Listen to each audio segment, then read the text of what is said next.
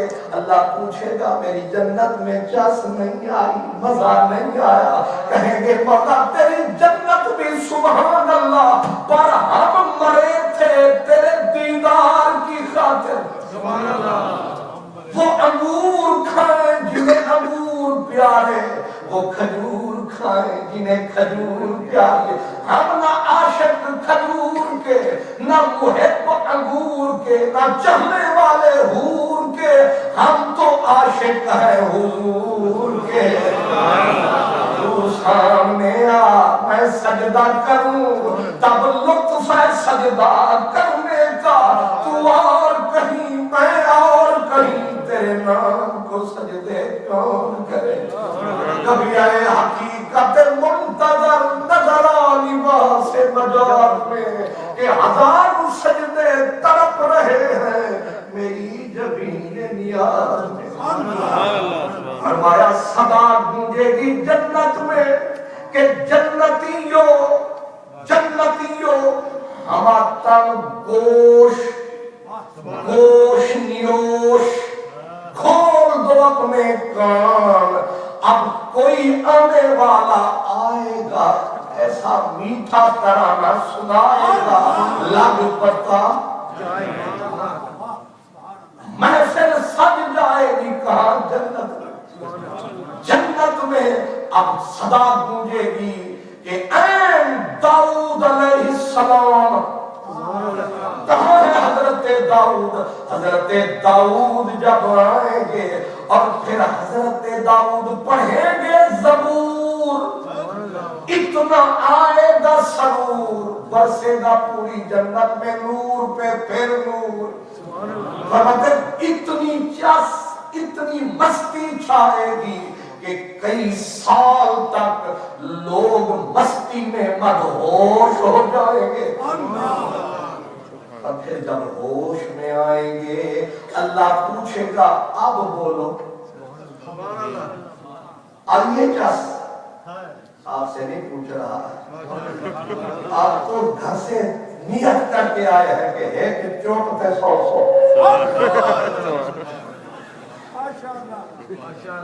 ویسے بھی اتنے بڑے مجمع کو کہنا بولنا دروازہ کھولنا نہیں ڈھولنا اس لیے ویسے بھی خاموشی ایک عبادت ہے اور وہ ہم سارے کر رہے ہیں تو آپ کہہ سکتے ہیں کہ تو اپنی نہ بیٹھتے ہیں اور نہ تو میں تو نبیڑ رہا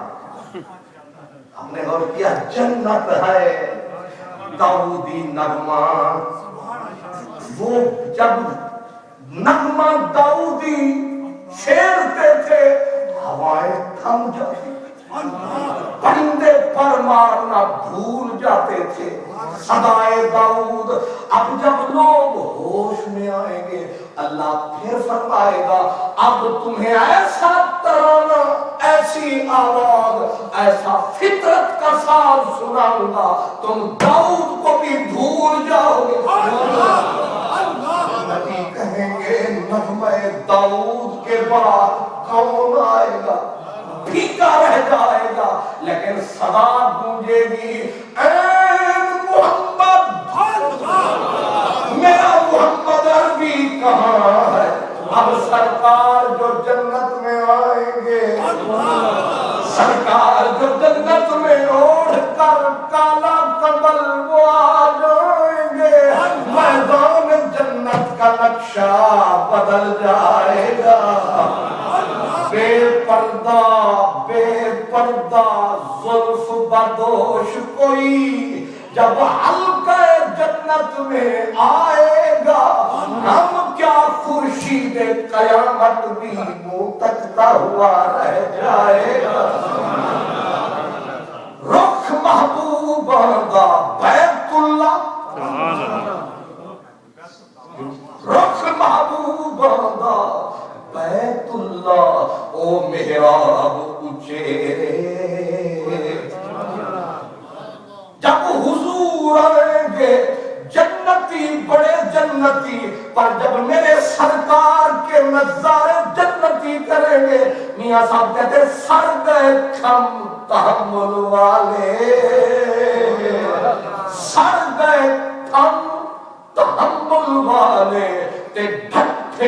صبر چوبارے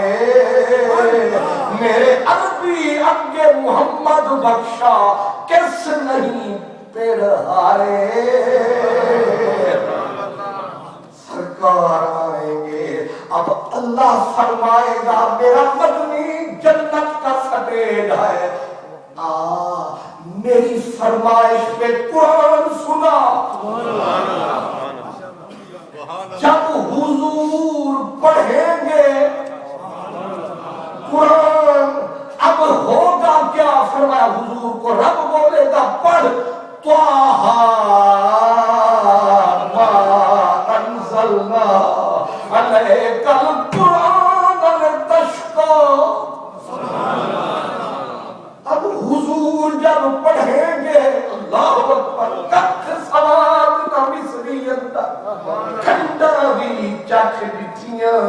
انہا سانیاں شہوان نابو گلہ سجل دیا مٹھیاں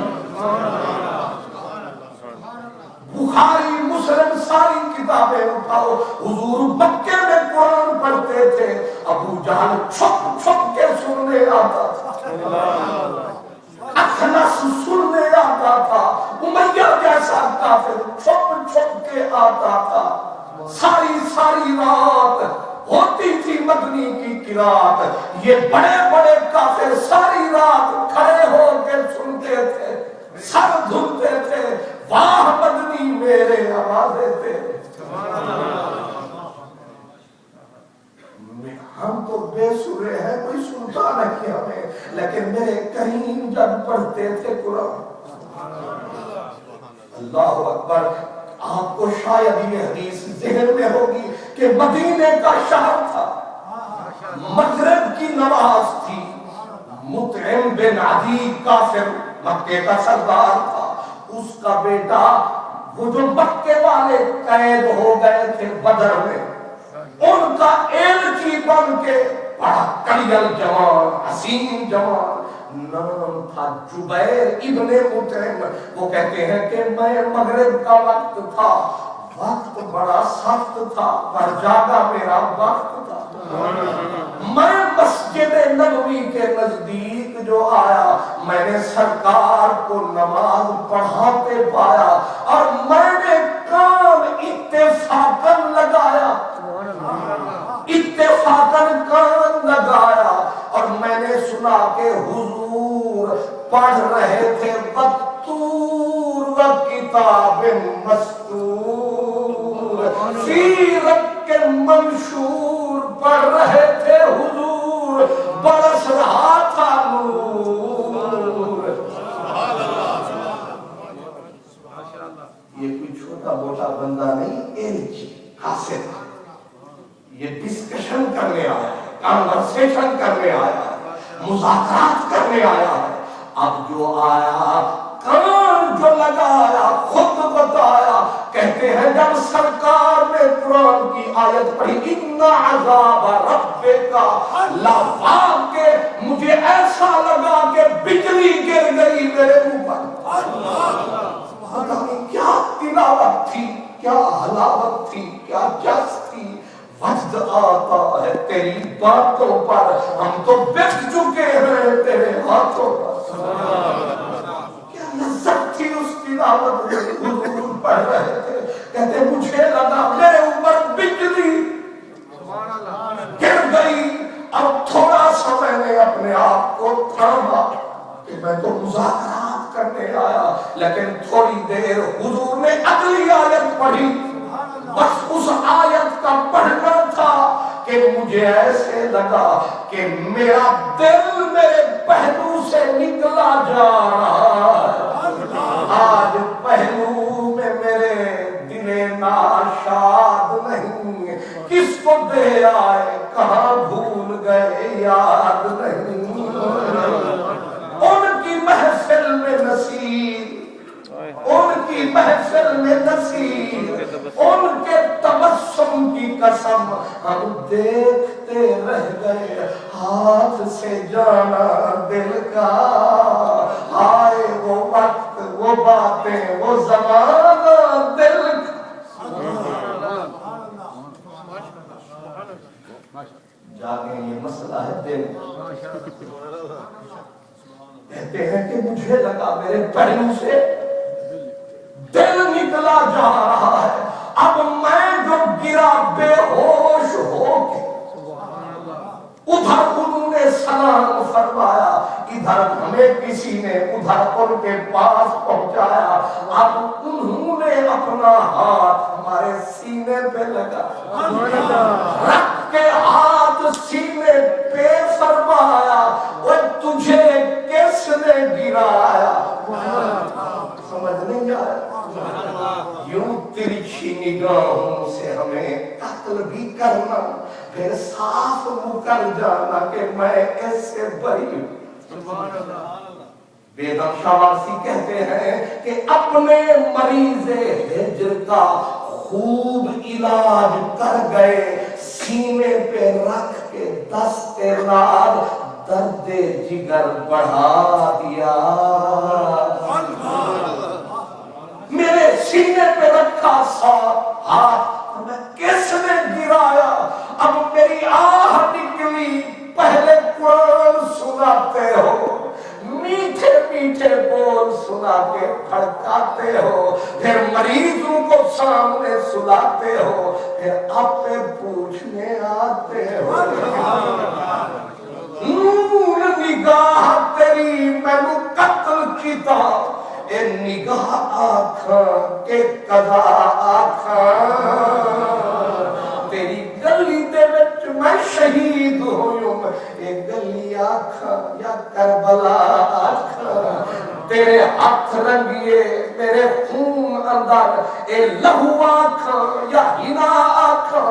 علی حیدرہ مینوں تیرے وچ او نظرے بول میں تینوں کیا آنکھاں.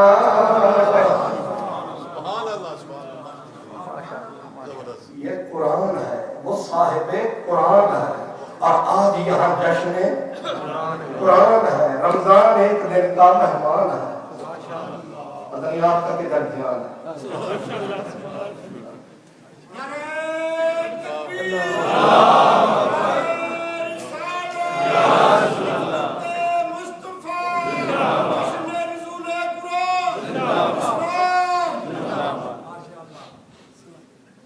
یہ رات کے 12 کے بعد نا دو کام کٹھے کرنے پڑتے,